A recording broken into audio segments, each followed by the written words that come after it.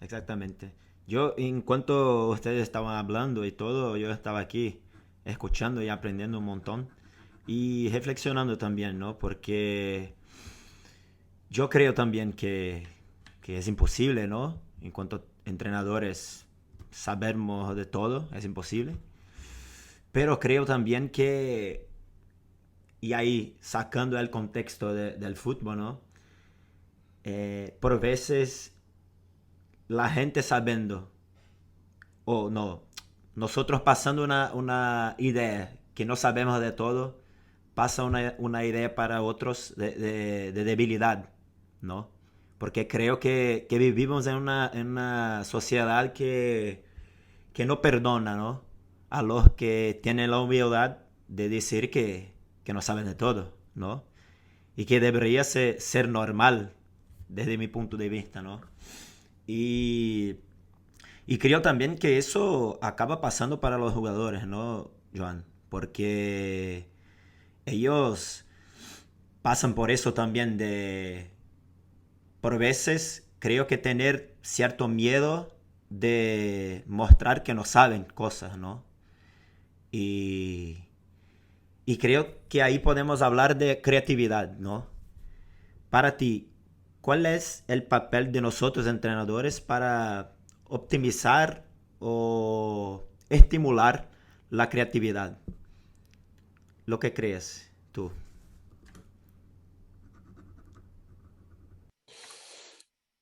Bueno, muy buena, me gusta mucho la pregunta porque honestamente no tengo la respuesta.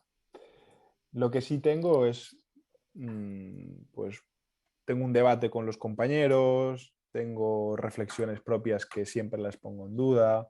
Además es algo que recientemente he ido leyendo. Además, como creo que ha sido el caso de los dos, hemos leído el libro de Carlota que hace nada ha sacado, que nos Sí. ha mostrado ese lado tan, tan próximo a nuestro juego, hablando de otras muchas cosas que no tienen que ver con el fútbol, sino con personas. Hablas de, Eh, perdona que te interrumpa para los que nos están escuchando, del libro de Carlota Turrens, ¿verdad? Así es.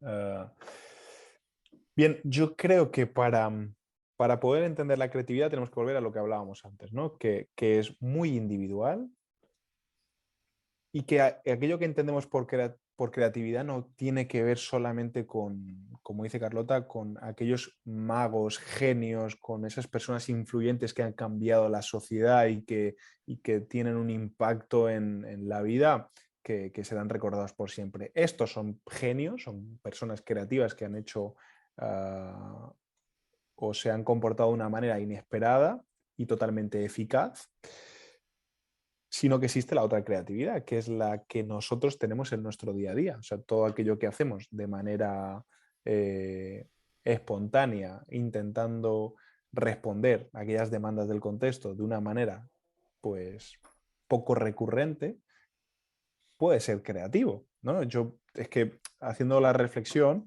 yo venía, me he dado un golpe jugando con un amigo haciendo el tonto y me duele mucho uno de los dedos. Bien, pues conduciendo del trabajo, digo, bueno, no lo voy a mover, voy a llegar a casa, me voy a poner hielo y he tenido que conducir solamente con una mano. Y aunque sea un poco temeroso, he ido despacio no he hecho, no he cometido ninguna infracción, me ha tocado conducir con una mano, cambiando de marchas y girando el volante. ¿A qué me ha llevado esto? A darme cuenta que tenía que estar muy atento a la conducción y a lo que iba pasando en la carretera.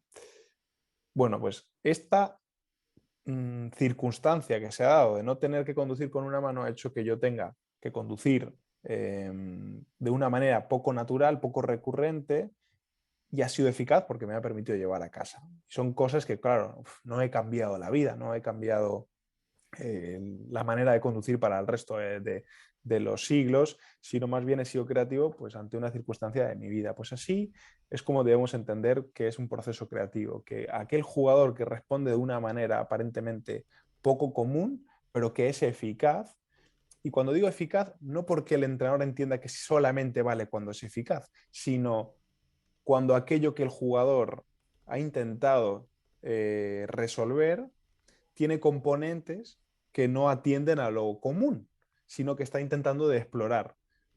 ¿Sí?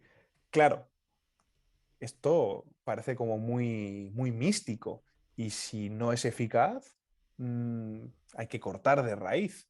Claro, pero para poder ser eficaz, entendiendo eficaz como algo estable, no, no rígido en que siempre tiene que ser de otra manera, sino que puede fluctuar, mmm, debemos entender que para poder establecer un comportamiento debemos pasar por fluctuaciones y la fluctuación tiene que ver con el error.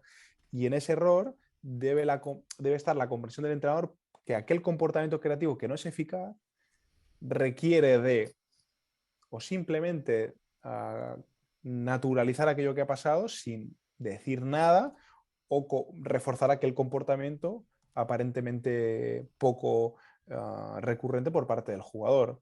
Pero para eso, ya te digo, tiene que haber un cambio de mirada del entrenador desde donde lo ve. Si yo solamente refuerzo aquella conducta que es eficaz, bien, posiblemente aquellos jugadores que tengan un tipo de personalidad donde no teman, ¿no? A perder el balón en este caso o a no recuperarlo, pues asumirán más riesgos y otros, pues si simplemente se basa el entrenador para poder reforzarlo en el éxito, pues quizás lo hace con menos frecuencia.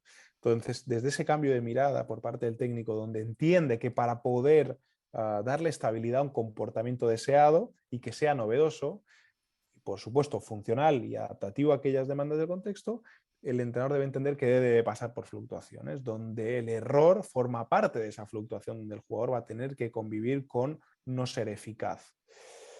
Esto es fácil explicarlo, pero cuando sales al verde y a nivel emocional estás en unos estados no óptimos, pues posiblemente le digas, deja de tocar los huevos y ponte en serio a entrenar.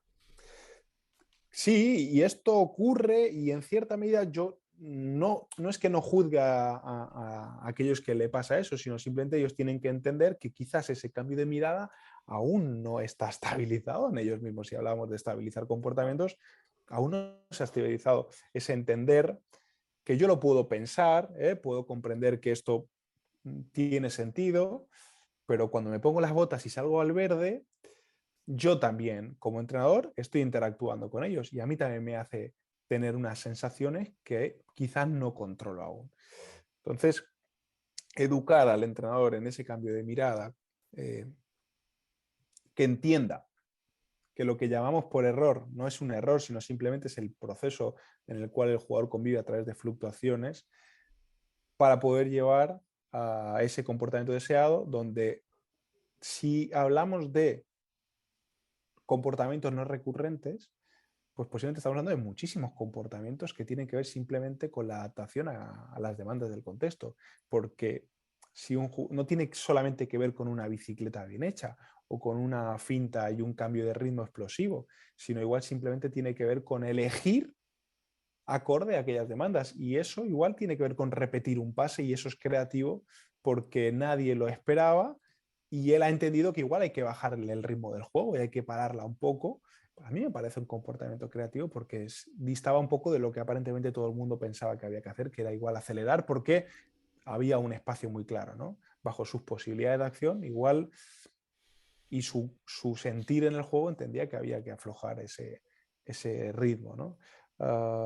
Y luego, ya por acabar, y cierro, el entrenador en ese proceso de que él lo entienda, ese cambio de mirada, también debe entender que él también va a pasar por fluctuaciones hasta que pueda mirar esa acción y saber callar, que también es muy importante saber callar, o saber reforzar aquella intención, aquel deseo eh, de querer ser o poder tener un comportamiento creativo para poder ser funcional a aquellas demandas del contexto. No sé si me expliqué porque voy pegando Sí, como muchas vueltas, sí, pero sí.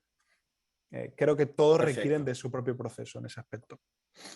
Y una más, mi última. Ah, ¿Crees que todo es válido para estimular la creatividad? Uf. Buena pregunta. No me la hice nunca.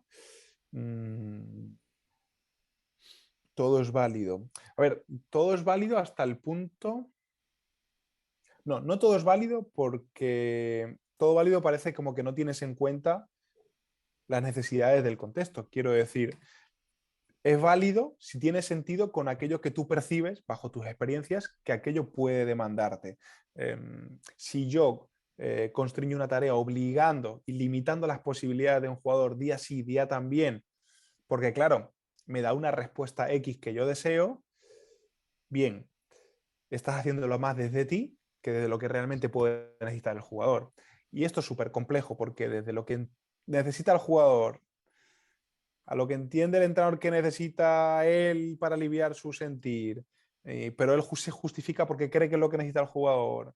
Y como a veces no le preguntamos al jugador, damos por hecho que eso es lo que él necesita, este es un conflicto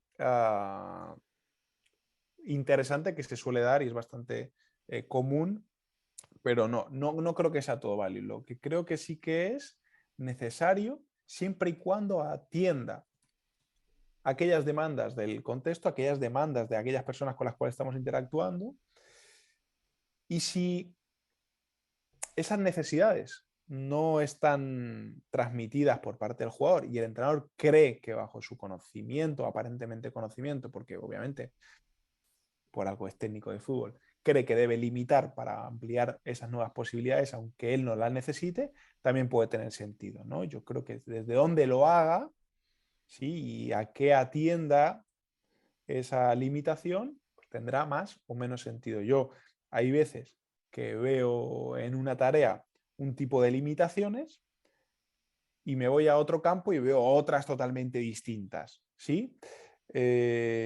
Claro. Claro.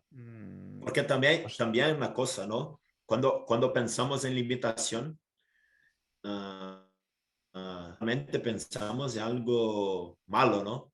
Pero muchas de las veces la limitación puede ser buena, ¿no? Porque puede hacer con que nuevas sinergias aparezcan y todo, ¿no? Puede ser hasta algo positivo para el proceso creativo. sí, Pedro, yo en eso estoy en conflicto conmigo mismo y te voy a decir el porqué. Yo cuando hablan de la creatividad entendida, de los constreñimientos que de manera natural, sí, eh, introducimos al juego de una manera poco invasiva, creo que esto puede llegar a que el jugador de una manera implícita pueda tener unos comportamientos funcionales y adaptativos a aquello que va emergiendo en el juego. ¿Cuál es mi duda? Mi duda es cuando yo condiciono, limito, y limito hasta el punto de obligar Claro. en el juego.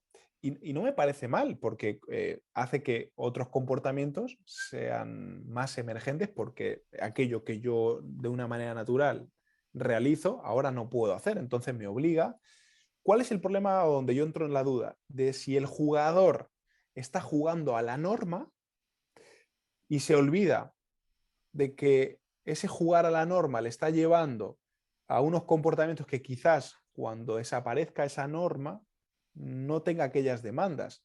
Esta es una duda que no sé si alguien tiene la respuesta o no, pero honestamente, y hablo ya de mi gusto, no me acaba de gustar cuando el jugador juega la norma y no juega el juego. Aunque por lo que voy leyendo y voy conociendo la opinión de otros compañeros, no acaba de tener un componente tan negativo siempre y cuando no se adultere o no se desvirtúe en exceso el juego. ¿Sí? Encontrar el equilibrio en esto me De parece... acuerdo, totalmente. Me parece que a día de hoy es fácil, creo que en un debate poder hablarlo y creo que aquí es más fácil de ponernos de acuerdo, pero a la hora de diseñar esa tarea, ¿sí? creo que ya podemos entrar en mucho más conflictos porque lo que aparentemente para ti esa limitación va a promover otro tipo de comportamientos más naturales, a otro compañero le puede parecer que estamos siendo muy invasivos porque no le estamos permitiendo que tenga un comportamiento natural y que juegue más a la norma.